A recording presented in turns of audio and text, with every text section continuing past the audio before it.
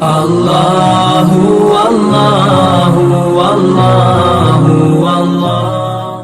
السلام علیکم ورحمۃ اللہ وبرکاتہ۔ رب اشرح لی صدری ویسر لی امری واحلل عقدۃ من لسانی یفقہوا قولی۔ اعوذ باللہ من الشیطان الرجیم، بسم اللہ الرحمن الرحیم۔ پوری مسلم قوم کا اتفاق صرف اسلام ہی کی بنیاد پر ہو سکتا ہے، نسبی اور وطنی وحدت سے یہ کام نہیں ہو سکتا۔ یہاں سب سے پہلے یہ جاننا لازمی ہے کہ وحدت و اتفاق کے لیے ضروری ہے کہ اس وحدت کا کوئی خاص مرکز ہو۔ پھر مرکز وحدت کے بارے میں اقوام عالم کی راہیں مختلف ہیں۔ کہیں نسلی اور نسبی رشتوں کو مرکز وحدت سمجھا گیا، جیسے قبائل عرب کی وحدت تھی کہ قریش ایک قوم اور بنو تمیم دوسری قوم سمجھی جاتی تھی، اور کہیں رنگ کا امتیاز اس وحدت کا مرکز بن رہا تھا کہ کالے لوگ ایک قوم اور گورے دوسری قوم سمجھے جاتے۔ کہیں وطنی اور لسانی وحدت کو مرکز اتحاد بنایا ہوا تھا کہ ہندی ایک قوم اور عربی دوسری قوم۔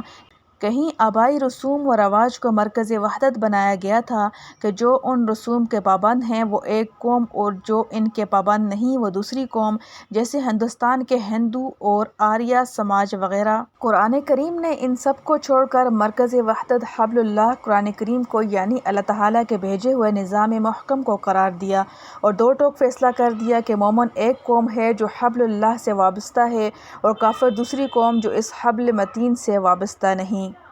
خلقکم فمنکم کافر ومنکم مؤمن کا یہی مطلب ہے کہ جغرافیائی وحدتیں ہرگز اس قابل نہیں کہ ان کو مرکز وحدت بنایا جائے، کیونکہ وہ وحدتیں عموماً غیر اختیاری امور ہیں جن کو کوئی انسان اپنے سعی و عمل سے حاصل نہیں کر سکتا۔ جو کالا ہے وہ گورا نہیں ہو سکتا، جو قریشی ہے وہ تمیمی نہیں بن سکتا، جو ہندی ہے وہ عربی نہیں بن سکتا۔ اس لیے ایسی وحدتیں بہت سی محدود دائرہ میں ہو سکتی ہیں۔ ان کا دائرہ کبھی اور کہیں پوری انسانیت کو اپنی وسعت میں لے کر پوری دنیا کو ایک وحدت پر جمع کرنے کا دعویٰ کر ہی نہیں سکتا۔ اس لیے قرآن کریم نے مرکز وحدت حبل اللہ یعنی قرآن اور خدا تعالیٰ کے بھیجے ہوئے نظام حیات کو بنایا، جس کا اختیار کرنا اختیاری امر ہے۔ کوئی مشرق کا رہنے والا ہو یا مغرب کا، گورا ہو یا کالا، عربی زبان بولتا ہو یا ہندی و انگریزی، کسی قبیلہ کسی خاندان کا ہو، ہر شخص اس معقول اور صحیح مرکز وحدت کو اختیار کر سکتا ہے، اور دنیا بھر کے پورے انسان اس مرکز وحدت پر جمع ہو کر بھائی بھائی بن سکتے ہیں۔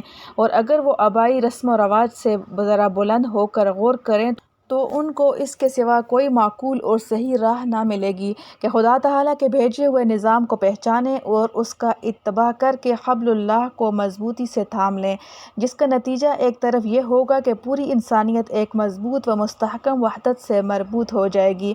دوسرا یہ کہ اس وحدت کا ہر فرد اللہ تعالیٰ کے بھیجے ہوئے نظام کے مطابق اپنے اعمال و اخلاق کی اصلاح کر کے اپنی دنیوی اور دینی زندگی کو درست کر لے گا۔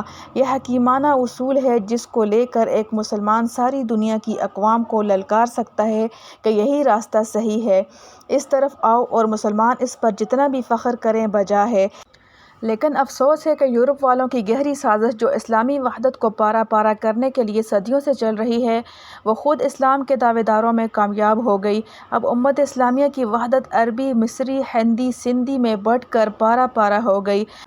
قرآن کریم کی یہ آیت ہر وقت اور ہر جگہ ان سب کو بآواز بلند یہ دعوت دے رہی ہے کہ یہ جاہلانہ امتیازات در حقیقت امتیازات ہیں، اور نہ ان کی بنیاد پر قائم ہونے والی وحدت کوئی معقول وحدت ہے۔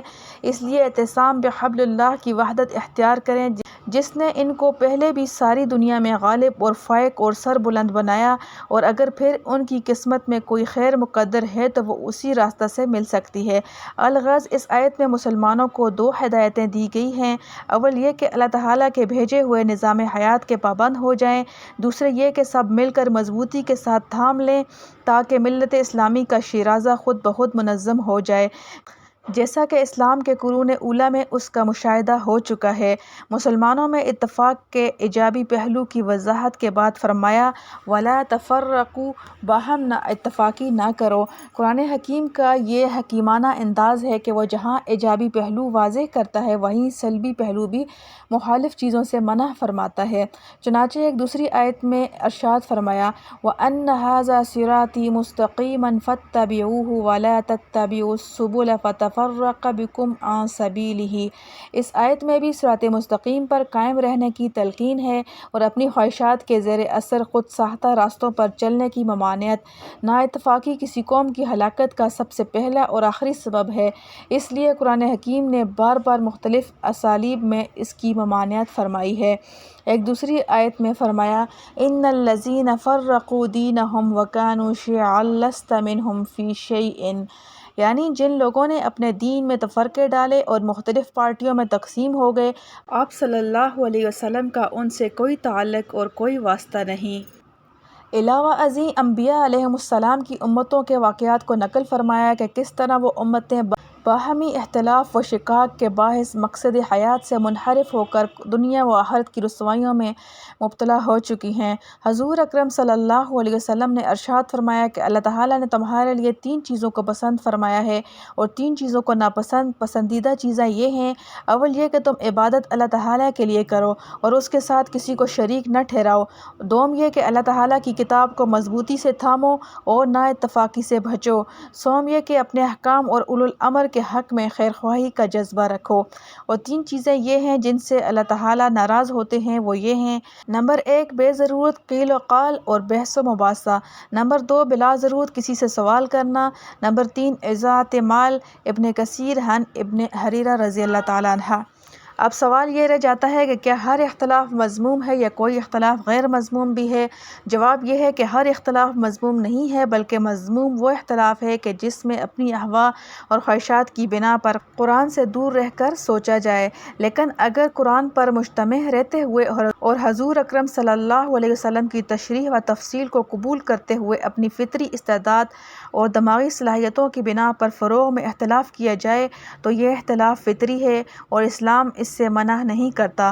صحابہ و تابعین اور ائمہ فقہا کا اختلاف اسی قسم کا اختلاف تھا اور اسی اختلاف کو رحمت قرار دیا گیا۔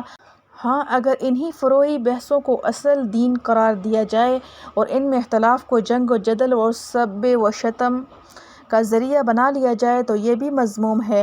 باہمی اتحاد کے ان دونوں پہلوؤں کو واضح کرنے کے بعد اس حالت کی طرف اشارہ کیا گیا جس میں اسلام سے پہلے اہل عرب مبتلا تھے۔ قبائل کی باہمی عداوتیں، بات بات پر ان کی لڑائیاں اور شب و روز کے کشت و خون کی بدولت قریب تھا کہ پوری عرب قوم و نیست و نابود ہو جاتی۔